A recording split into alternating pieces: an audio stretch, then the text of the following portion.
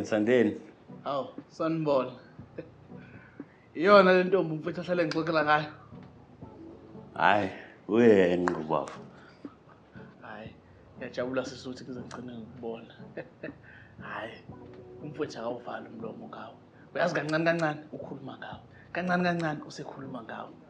Hayi uzungamphoxi umfethu, ungamphuli inhliziyo. Hawu angeke. Uhleze ekhuluma ngami. Njalo uhlale ekhuluma ngawo. Ngubani ke igama lami?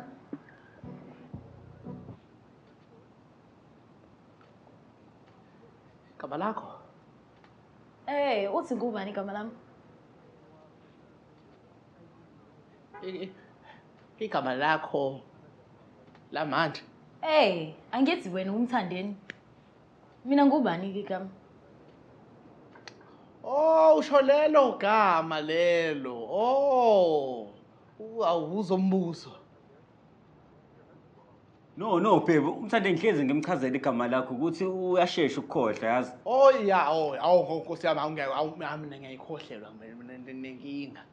Wayewa kakhulu sisayingane eshayeke ekhanda so iqala lapho inkinga yakhe.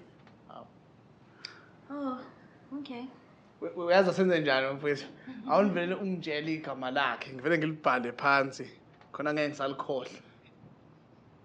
Hayi bafi igama lakhe uzodwa. Hey nawe isikhohlwane mfethu hayi.